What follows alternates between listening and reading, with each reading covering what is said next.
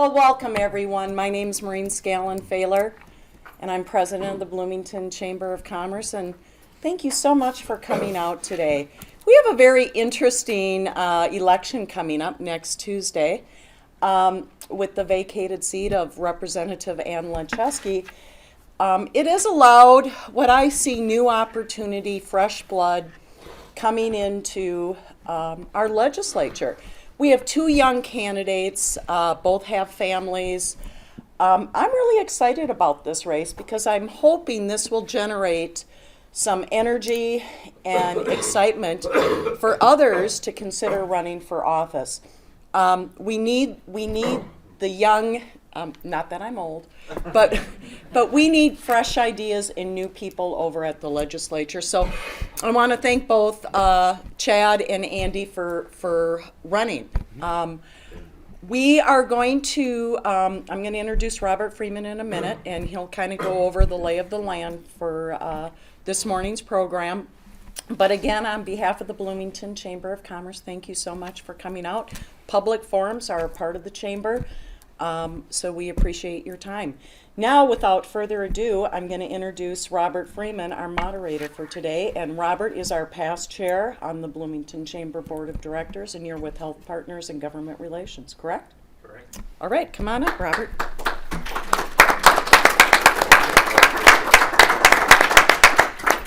Well, thank you. Thank you very much for being here this morning, everyone who turned out. And just want to say for any existing legislators who might be in the audience, some of the ideas that the legislature are fine too.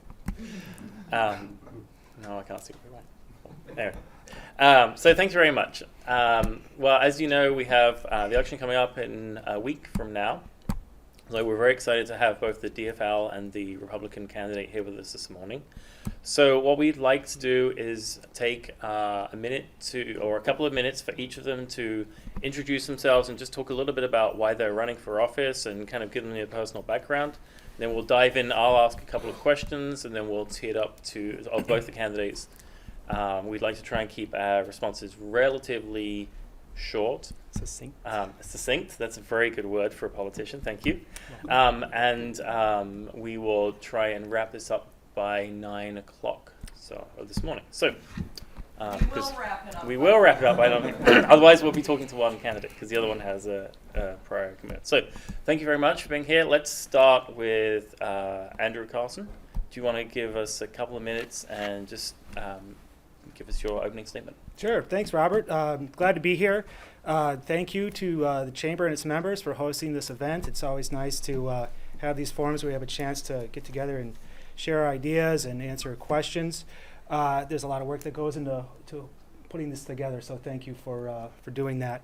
Again, my name is Andrew Carlson. By way of a little bit of background, my wife Kari and I have been married for 14 years. Our daughters go to Bloomington Public Schools. I'm a graduate from Iowa State University. I also have a master's degree from the University of St. Thomas, a master's in business administration. I'm also a policy fellow from the University of Minnesota, Humphrey School of Public Affairs. Great program. I would recommend that to anyone that's in kind of a mid-year career. Great program. Also, professionally, I'm a project manager with a background in economic development. Also, I've been elected twice to the Bloomington City Council. As a Bloomington City Council member, I serve on several boards and commissions, including the Bloomington Housing and Redevelopment Authority. I think I'll stop there in terms of introductions. Why am I running? Well, that's probably the most important question of all, right? First and foremost, why am I running? I have the education, the experience, and the professional relationships to serve Bloomington residents and Minnesota at the state legislature. I know how to build coalitions, I know how to reach compromise, and I can bring that skill set to the Capitol. Also, had the support of the leadership community here in Bloomington. I see a lot of council members, school board members, obviously our former state representative Ann Lenczewski as well, who has been a mentor for me over the past 5 years now. So bringing with me those relationships will, I think, obviously serve me well because government and politics is a team sport, and we need to work together to solve complicated problems. So you can't do that by yourself. You need to know how to work with others. Lastly, I believe that by working together, we can solve these difficult issues. So that's what motivates me. That's what gets me up in the morning, and that's the last thing I think about before I go to bed at night. Very succinct. Thank you. And Chad Anderson. Chad Anderson, married to my wife Ann for 10 years. We have 4 kids that attend the Bloomington Public Schools and preschools. I was born here, raised here. I graduated from Bloomington Kennedy in 1997. Went to Normandale for a little bit, played for the Vulcans that played at Bloomington Ice Gardens. Went to Bethel University, played 4 years of hockey there as a captain, and also graduated with a business marketing degree. At the age of 16, I bought my first rental property down on Nicollet. At 19, I got my real estate license, and so after college, I pursued my real estate license and that business. The real estate's been in my family's blood. My grandfather built the buildings on 106th and Lyndale. It used to be an old mink farm. So I remember when I was 14, I was there mowing lawns, and that got me really excited about real estate. And so that's what kind of pushed me forward to that. That also taught me hard work, how to solve problems. With tenants, there's a lot of compromise. There's a lot of situations to figure out. With business, there's negotiating among business people to come up with the best solution to spend the money in the right way and to get the desired results that you need. And so I think that business background has really helped me gain the knowledge to bring that to the Capitol as well. So, and then dealing with the tenants, I deal with, I sell $1 million homes to people, and I also renting apartments to people that, one lady's on rental assistance and she pays $17 a month, that's her portion. So I see all of Bloomington, I see all the people, I understand the transportation needs of the bus lines and people needing apartments on a bus line or not on a bus line, and people needing assistance with food and everything. So I see the spectrum.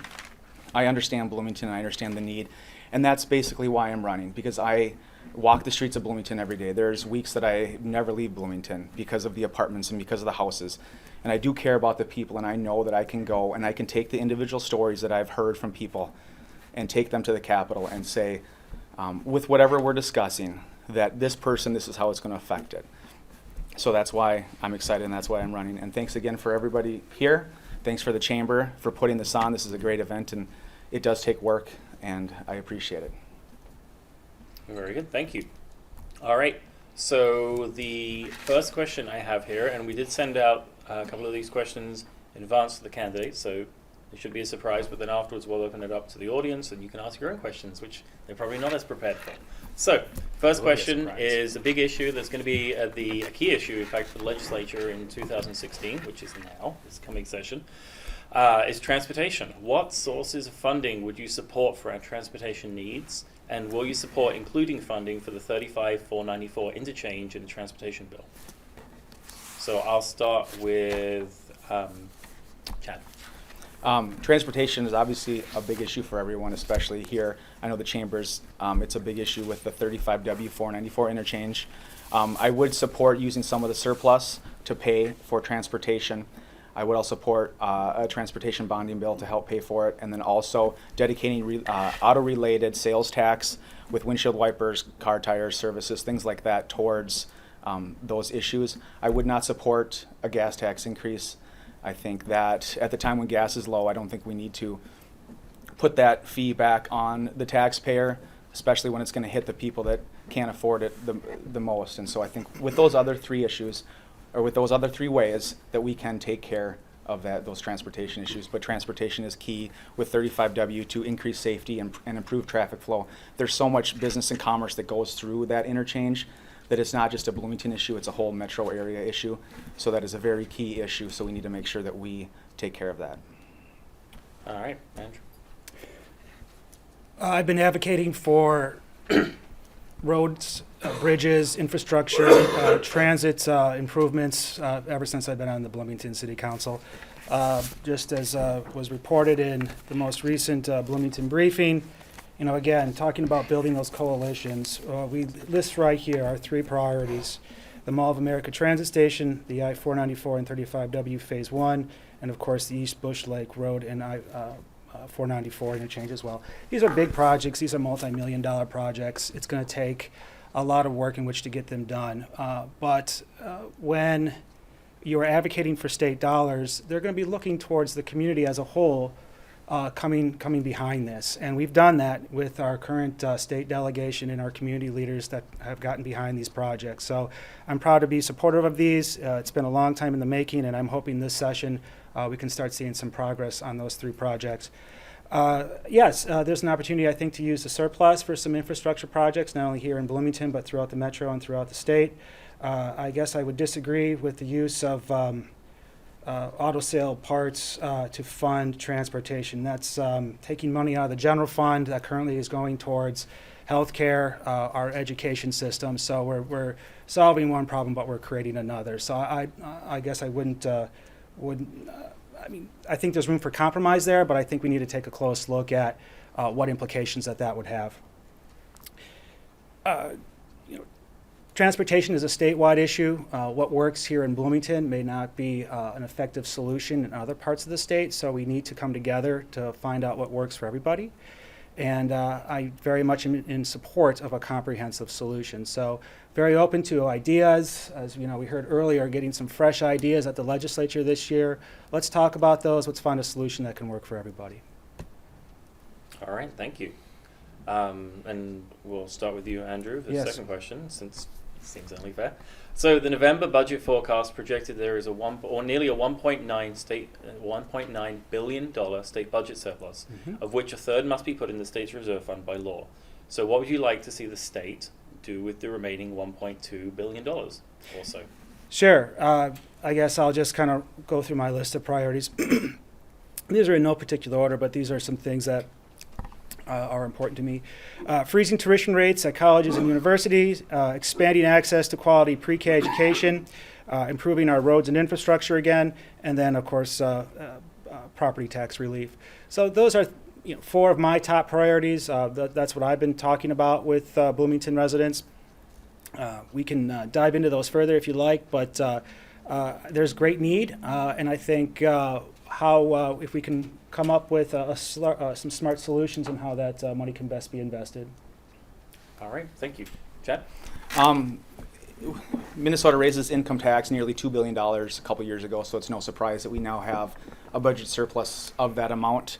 We know by law, like Robert said, we need to put some of that in the reserve fund. And by definition, the surplus is an over-collection of taxes from the taxpayers. So first would be to give it back to the taxpayers, and that can be through property tax reductions, income tax reductions. It could be a direct rebate. We could talk about also the business property taxes, and I don't want to get political there, but we all know that if a business gets taxed, it trickles down. And so to say that there's not that correlation, there is. So we need to make sure that the businesses are there, and then they can, the cost doesn't just get passed down. There is also, the education achievement gap is huge in Minnesota, and if there was proven methods to help close that, I would be open to that discussion. There's people are throwing out a lot of ideas, and there's a lot of ideas out there, and so I am open and excited to talk about those issues and sit down and see what is best. I'm not going to say no to an issue. I will, think through those and then figure out what's best. All right, thank you. So I'm going to open the forum up to questions from the audience. Please raise your hands if you have a question. Mark? This is kind of directed towards you, Andrew. Yes, sir. You're employed by the city of Minneapolis. Correct. And the city of Minneapolis has proposed a working family agenda, which affects every small business to have one employee. In the past, you've mentioned that you'd be open to the working family agenda. Do you support the working family agenda, or are you opposed to it? Can I just clarify as well, the working family agenda was proposed by the city of Minneapolis, was a scheduling proposal and a sick leave proposal for employees.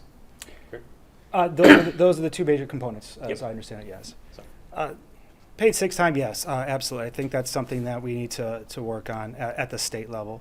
As far as the scheduling piece, as we saw that was retracted by Mayor Betsy Hodges. I'm a project manager. I work with infrastructure projects and business partnerships. But at the same time, I do hear what you're saying, and I see how this proposal directly affects the business community. So I do understand your point. I think there'll be some quite a robust conversation this year at this legislative session in dealing with these issues. So Yes, I think if we can do something around the lines of the sick leave, I think that would be a step in the right direction. And I'm going to use my discretion to have Chad kind of give an answer to the same question. And Unless you're finished. if I can add one Sorry. last point, sorry, Robert, thank you.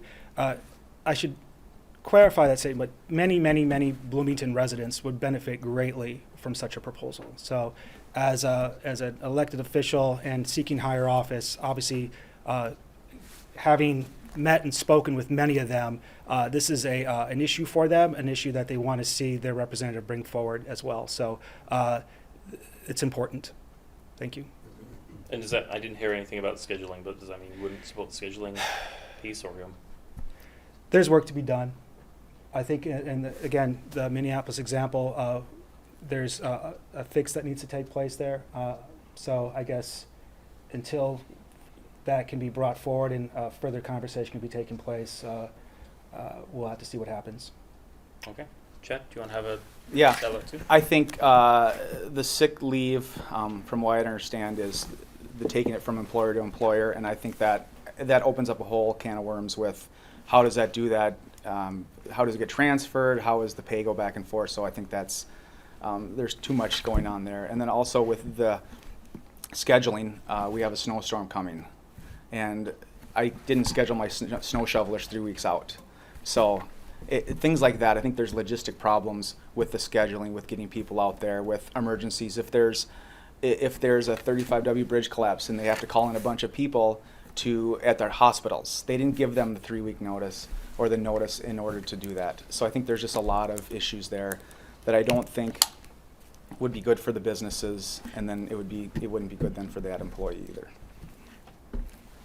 All right. There was a question at the back. I'm sorry. Do you think, for each of you, do you think the legislature has adequately funded public education? Why don't we start with Chad? I would have to, I'm not versed in that 100%. I understand that the state has the per student amount that goes out, and a lot of times then it leaves with the school board trying to scramble to figure out what to do. There's things that the state says you have to do, and then the school district is scrambling to find funds, and that's where the bonding and the voter approval levies come in. So I think it's an issue that needs to be looked at. Obviously, we need good schools. We need to make sure our kids are learning. We need to make sure the education achievement gap is not where it is. So I think schools are important. I have 4 kids. My sister's a teacher, my aunt was a teacher, my mom was a teacher for a little bit. So I understand that. And education needs to be a priority. We need to make sure that they are run well and the funding gets there. Just getting down to the budget and everything, I'm not, fully aware of all of that, but I'm open to I'm open to conversation. I'm open to the school board and people who know more and figuring out a solution to make sure that our schools are good and have adequate funding. All right. Andrew? No, they're not. We have one of the worst achievement gaps in the country. Study after study has shown that investment in early education pays dividends down the road. I'm a supporter of job skills partnerships that will bring educational, economic development, business, and the business community together. This is a problem we need to solve as a community. Also, our economy is doing very well, but in order for it to grow and thrive, we need a pipeline of skilled employees to fill those 21st century jobs. Education is the key, and we need to invest in it. There was a great quote in the Star Tribune last week. Ricardo Lopez was interviewing the director of Education Minnesota. She made the quote, we must think of investments in our children as same as investments in infrastructure. They are our future. Let's put our money into the future. Let's invest in our kids. All right. Yep. Councilman John? I think it's 5 years now that the Minneapolis Area Chamber and the greater MSP have teamed up for something called, they changed the name on it, it's Dashboard something now. In any event, it brings business people together, and we had a panel this year that talked about a variety of things. one of the topics that comes up every year is that we're in competition with other communities for good employees. And we also have issues about not having enough employees or candidates to fill positions, and or they don't have the skills necessary. Please comment about what needs to be done with that. It's described as a very serious concern, and I would ask you, what should the private sector do, what's their responsibility, and what should the government do, in this case, the legislature? So let's start with Andrew. I think we'll just kind of sum that up as what would you like to see done to address the workforce issues? Right. Thank you, Councilmember Olson. I think that gets back to two of my priorities that I stated earlier. One, let's invest in pre-K education, and two, at the other end of the spectrum, let's see what we can do about freezing college tuition. If we can bring down that burdening debt on our college graduates and set our youngest learners up for success, we can fill that pipeline of well-educated workers for 21st century jobs. Now, there are many other solutions and ideas out there in terms of how we address the achievement gap and the worker shortage here in Minnesota. But for me, that encapsulates it, the bookends the issue for us in terms of what can be done. It's all about investing in our kids and seeing what we can do to help them be successful leaders. And Robert, if I could just Yes, clarify, I'm also looking for, that sounded like that's on the legislative side. What role should the private sector be playing in that? So Yeah, go ahead. finish up on that a little bit. We're very fortunate here in Bloomington to where our school district is the same as our city boundaries. We also have the largest community college here in Bloomington as well. So we have amazing assets in this community that we can tap into. And we do work together on the city council with those leaders to find common ground and ways in which to bring forward programs and initiatives to best serve our students. So for me, it's a matter of maintaining our quality of life here in Bloomington, ensuring our future so that we have those future leaders. This is, I think, something that Bloomington has been a leader in the past and continues to be. We can be a model for the rest of the state in terms of our programming and our cooperation and how we work together. So those are just some of the experiences that I've had that I hope to share at the Capitol. All right, Chad, I'll just restate the question. What would you like to see done to address the workforce issues in our community, and also how should the private sector be involved?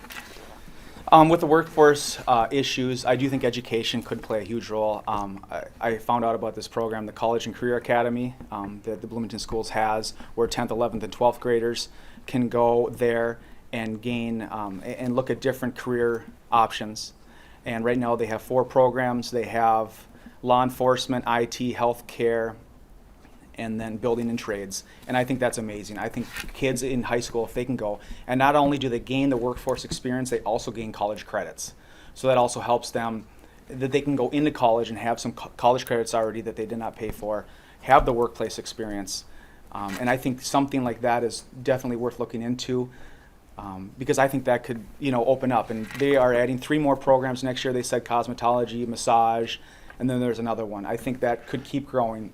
And when kids leave high school, they might not be looking, they might have those college credits, but they may not have to go to college because college isn't for everyone. And we know that sometimes people go to college because they feel they have to. But if someone can leave high school with a trade, with a profession, and jump right into the workforce and get a good job and good paying salaries, I tell the story. I mean, my plumber charges me a lot of money. Plumbers make a lot of money, by the hour, but they save me.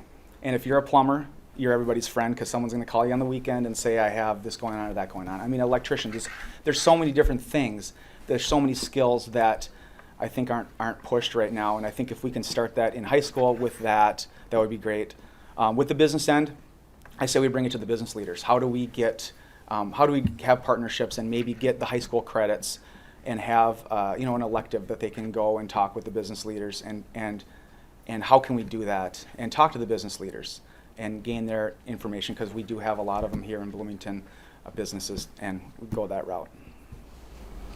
Oh, yep, lady in the corner. Yeah, I have a question for Mr. Carlson. You've mentioned. What was your name? My name is Katie. Hi, Katie. And I'm just questioning, I'm curious as to how you would pay for the tuition freeze. They've had a tuition freeze at the U and at Minsky last year. They froze tuition at the 2-year Minsky's.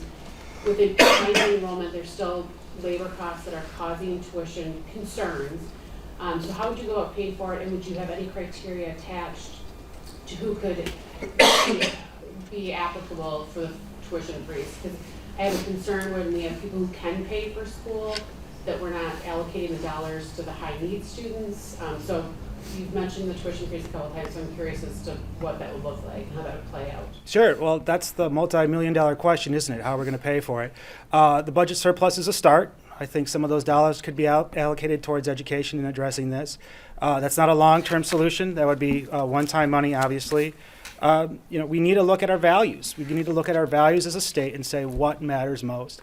And if educating our youth is a value, then I think we need to find ways to pay for it. All right. Do we want to allow Yeah, did you a want to chance to speak to respond? that or no? It's up to you. No. No, I mean, education is important. We need to make sure that the money's there. But we need to see the whole picture. We just can't throw money at education. We do know that students are important. We have to educate them. They have to gain, the knowledge to get a job and go forward. And they become good stewards, and they are our future. And if we don't have good education, then kind of everything goes along with it. So we do need to invest in it. But we need to be very careful where we're spending the money to see who needs it, who needs the help, and maybe addressing those individual needs. John. So, Robert, thank you. I just thought maybe as long as we were on this tuition freeze issue, maybe we tease it out a little bit, in that Mr. Carlson My priority? indicated that your top priority was tuition freeze, and in the priorities thing, and then in the workforce, answer tuition freeze as well. And I don't have a point of view on it other than to suggest that I think I'm a bit of an expert on college tuitions these days, given the demographics of my kids. And I spend a lot of time with job creators and employers, and we talk about this workforce readiness thing.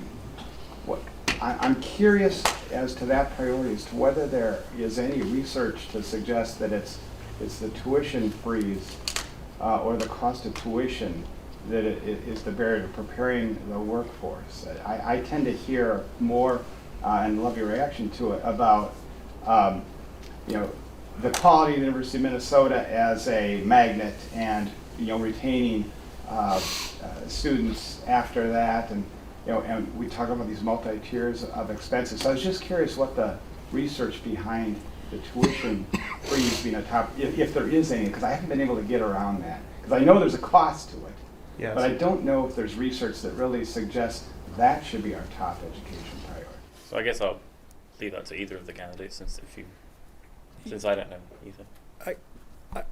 I guess maybe say more in terms of, I guess I'm not clear on the question. You're How asking I if would we have get the, to if I that have as the a top research? priority for education or for workforce development or for the state, because you'd indicated that was your top priority. And One of many, yes. I have several priorities, yes. But I guess, are you looking for a certain statistic? Or yeah, I just wondered if there was some research basis okay. for that conclusion. I didn't bring that information with me, but I'd be more than happy, and my education friends will share it with you as well. I'm sure your inbox will be full by the end of the day with the data to support this. So rest assured, we can definitely get back to you on that with concrete study after study showing that investments in education pay dividends down the road.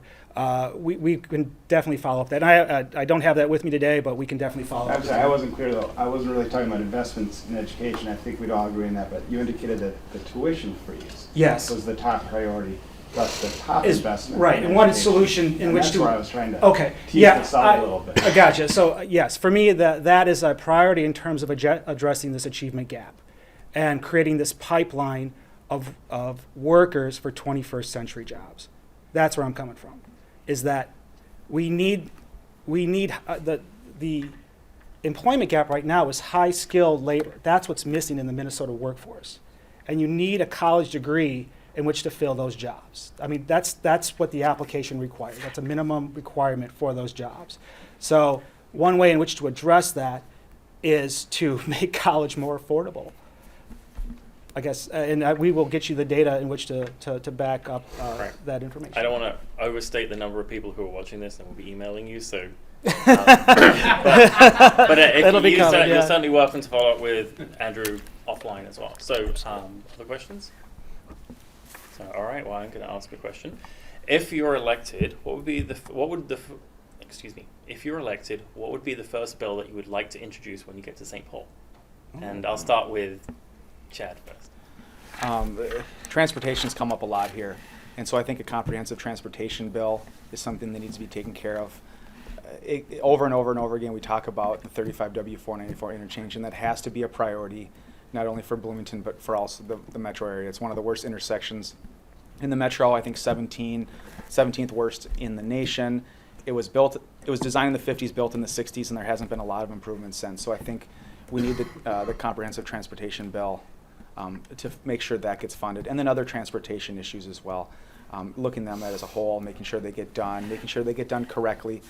You guys are all aware probably that last summer you go from one detour and you start going, and then you go into another detour. And so just kind of combining those and making sure we're spending the money correctly there, but getting those projects done, just so that commerce and traffic can flow good throughout the metro area. All right, so I heard funding for the 494 interchange and some other transportation stuff that might not be as important. Okay, and Andrew, what would you like to author when you get to St. Paul? Yeah, absolutely. That definitely needs to be a top priority with the I-494 and 35W. Phase 1. Phase 1 is what we're talking about here. Let's get that funded. Let's get that built. I'll also mention the governor's proposal for water infrastructure and water quality. Plenty of news in the media these days in terms of addressing issues right here in Minnesota.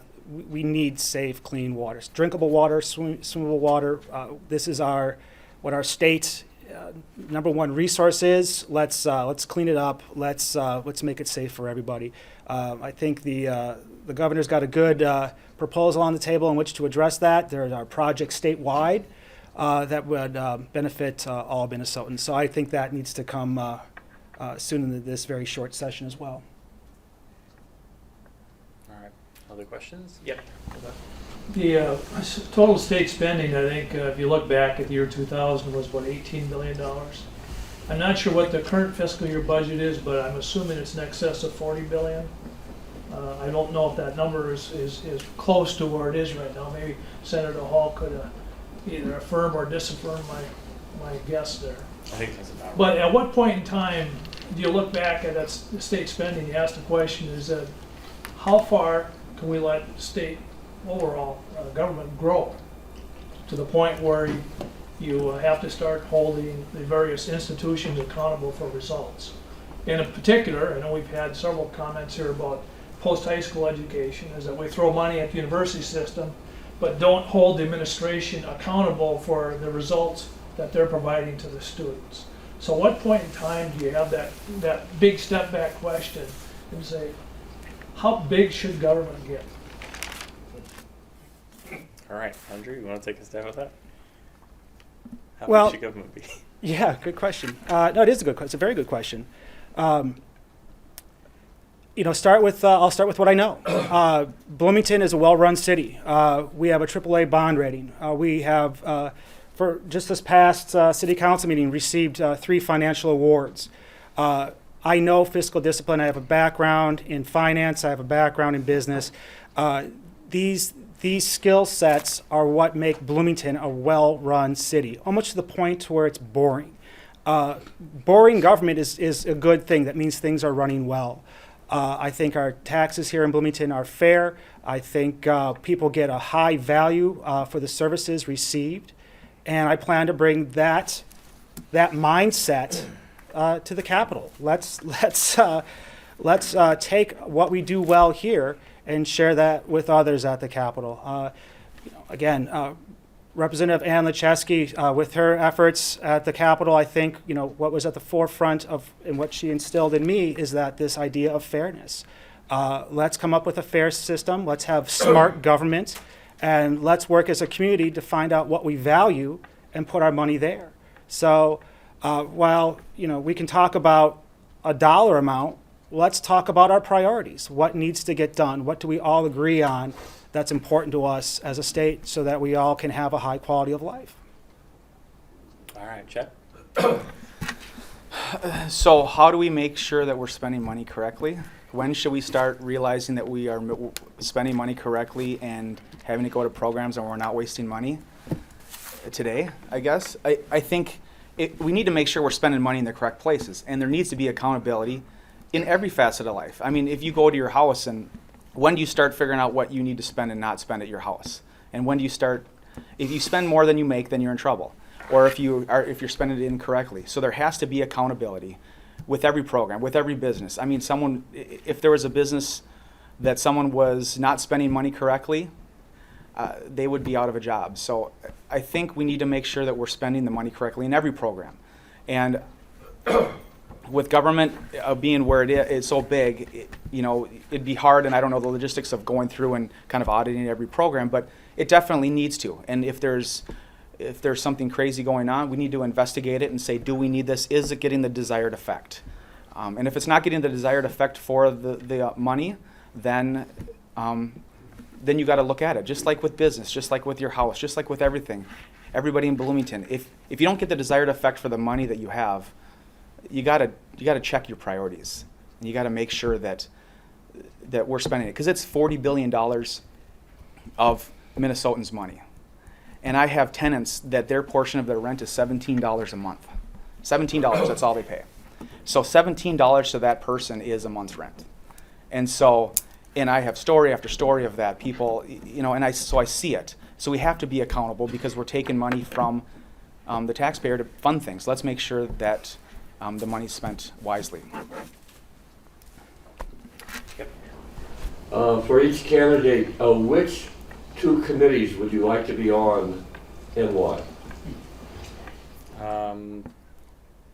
Chad, you want to go first? Probably with my business background, commerce, and then also with Representative Lencheski with what she brought in with taxes. The people of this area are used to taxes being represented, and obviously I could never start out being a tax expert like she was, but it's something that I can work forward to, and go that way. I'm really open and excited, though. I mean, if Speaker Dowd has something that there's something else that could be better suited for, this is a learning process, and I'm excited with everything, and just to dive in to see what is best for Minnesota. If the money's being spent correctly, do we need to get more money in? So. All right, I think we have bipartisan agreement that nobody knows as much about taxes as Representative Lencheski did. Andrew, what 2 committees would you like to serve on and why? Thank you. Transportation, and then education and workforce. And why? I think it ties in well with my background in economic development. It's a skill, focus on your strengths. Those will be areas that I think I could contribute to, bring fresh ideas, and help move some very important legislation forward. All right, there was a question over there. Being a small business owner here in Bloomington for the past 35 plus years, I'm very concerned because 2 of my very good friends are garbage haulers, and that issue is very big in Bloomington right now. And my question is, how would you handle that issue if it goes, they want to take it statewide, have the garbage people haul? Where do you stand on that? What is your plans for the Bloomington area, and how would you handle small business people? My concern that's pretty soon they're going to take over my business, and somebody's going to control everybody that runs screen printing or everybody that runs Burger Kings, or how does that go, and where do you stand on those issues? Chad, do you want to go first? Yeah. Been talking with a lot of people in Bloomington, and there is people complaining about too many trucks on the road, but also, so I see the point of that, but I also see competition, and so I think we need competition. Competition is always good. If someone doesn't like the hauler they have, they can choose another one. If the price isn't right, they can choose another one. And so there's accountability with that. I was knocking on doors, and a lady said, I said, that came up, the garbage issue came up. And she said, I love it, I want it, I just don't want, and then she said a certain type of company. And so she was for it, but what happens if she gets that person and then she doesn't like it, and then, so I guess I like competition. There is, if there's issues with too many trucks, maybe the city, doesn't issue as many, any more licenses or something like that. But I think competition is good. So. Andrew? Thank you. Over the past 2 years now, I think it's been, I've become a bit of a organized collection expert. I'm sorry. It's the things you learn. And you're right. I've been hearing from a lot of Bloomington residents too. They are excited about this. They are looking forward to it. Not without some reservations. And I'm sure that as Bloomington staff rolls this out, there'll be maybe some hiccups along the way. But they are committed to this. They are committed to it being successful. And so are the haulers. Keep in mind, this is the haulers' proposal. Great article in the Star Tribune the other day. Very balanced in terms of presiding both sides of the equation. This was not an easy issue for us to take on. And looking at Councilmember Olson and Councilmember Bussey, our city manager, there are hundreds and thousands of hours invested in this. This is not something we took lightly. We all take our jobs very seriously. And I think to your point, sir, I didn't catch your name. Mark. There is, trust me, there is a majority of folks out there that are really looking forward to this and having their trash be considered municipal trash, having that trash be converted into electricity as opposed to putting it into a landfill, reducing the amount of trucks on their streets, reducing the wear and tear on their roads. The benefits are many, and the benefits are to the haulers as well. The efficiencies in terms of time and cost savings on gasoline they're going to see that firsthand. So I'm very optimistic as this rolls out this spring. I think we are, again, a leader in Minnesota where many communities are looking towards us to see how this plays out. And we will be successful, and then I think you'll see this will start taking place throughout the state as well, to the benefit of all Minnesotans. So I am enthusiastic to see how it all works. And again, I think it's a decision I stand by. So the issue of race and cultural relations, huge issue nationally, on the state level, and even here in Bloomington. And just yesterday there was a large ad, a number of Minnesota leaders saying that— Including Mary Brad. Thank you. Saying that the anti-Muslim rhetoric is un-Minnesotan, basically. There are two questions. First of all, what's the state's role in ensuring that everyone is able to both integrate and assimilate into Minnesota culture? And then secondly, what would you do personally to make sure that the un-Minnesotan response to national events, to local events, isn't accepted? Andrew? Yeah, He's got his I finger think up. Sorry, I think it's looks like my he's turn. eager. Well, again, Bloomington example, we have our Human Rights Commission. They do an amazing job in terms of community outreach and engaging all corners of Bloomington so that we can bring these issues to the forefront and have a community conversation around them. These issues exist in our community. We have a very diverse community, and we need to work together to view each other as neighbors and to, solve these problems so that that we can, continue to work together as a community. The governor, I think, had a quote in terms of reaching out to St. Cloud, where there's an investment there in their Human Rights Commission and bringing different groups together. So community engagement, again, working with our school board and having these conversations within our high schools, within our elementary schools, having them at City Hall, having these forums that are brought forth by our Human Rights Commission. It doesn't just happen. It needs to be organized. It needs to be something that's put forth by the community so you have a forum in which these conversations can take place.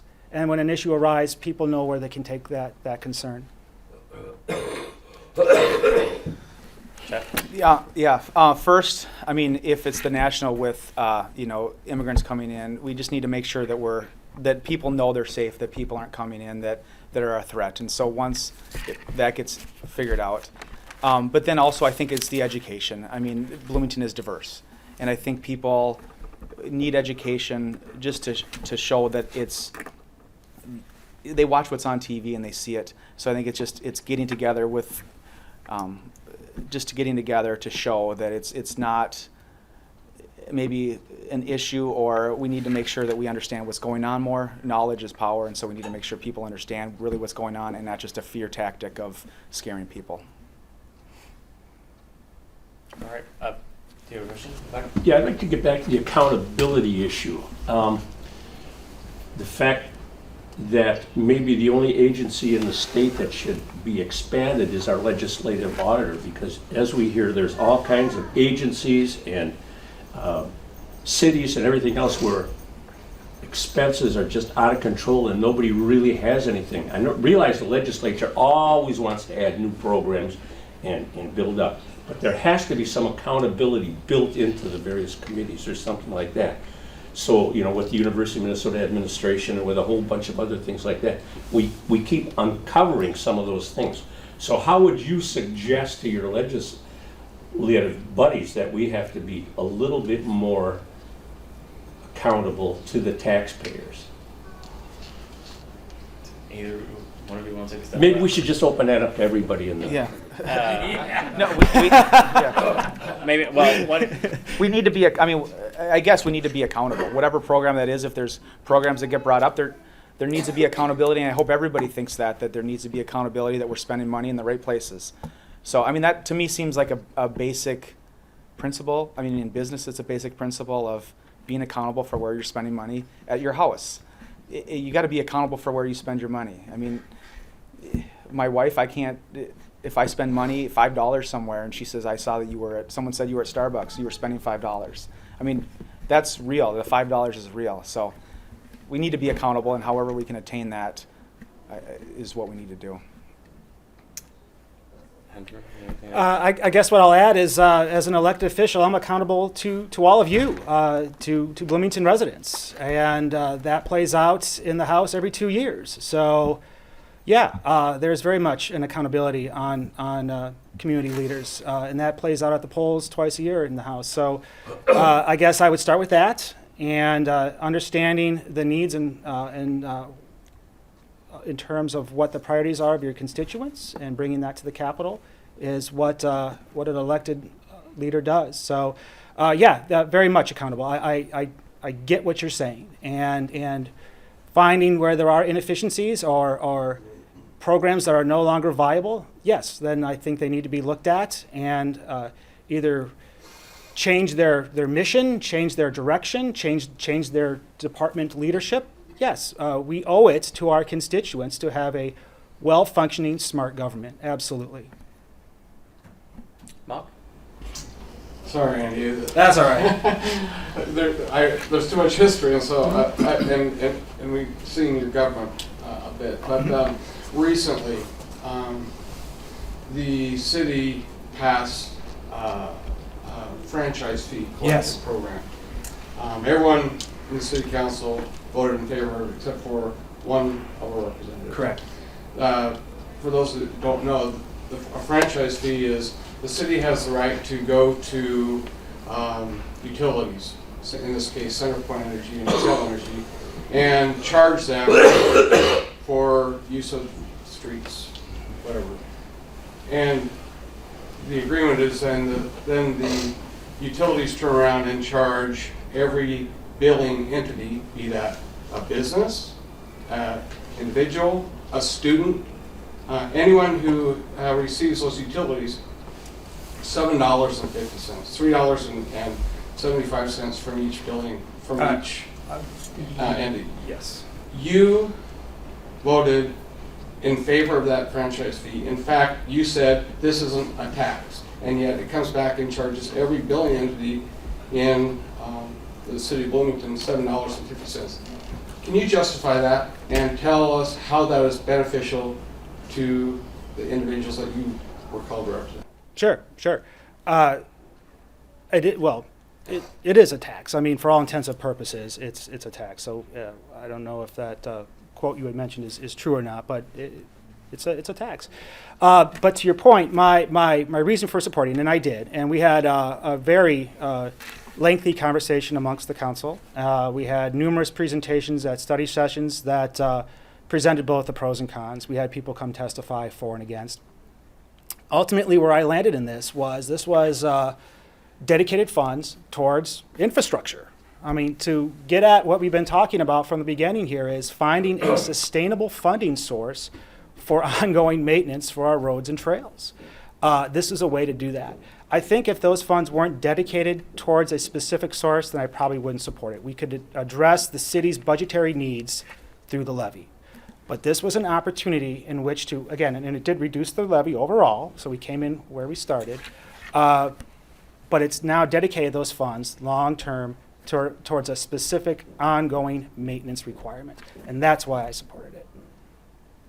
All right. Well, I think since it's about 5 to 9 here, I think we're going to wrap up. So I will let the candidates close out, and let's just take a minute, each of you, and just closing statement. Once again, remind us why you're running and why we should support you next week. So let's start with Chad.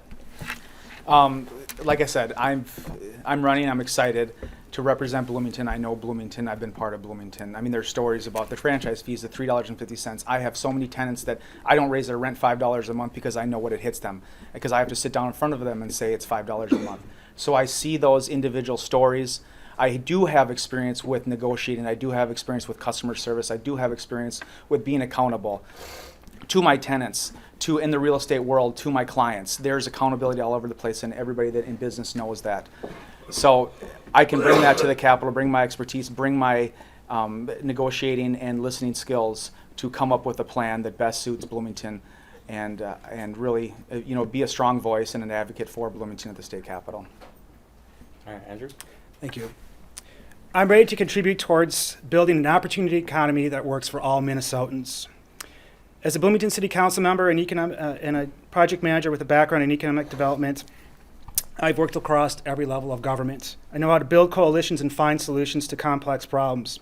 I'll be able to hit the ground running if elected to office here next week.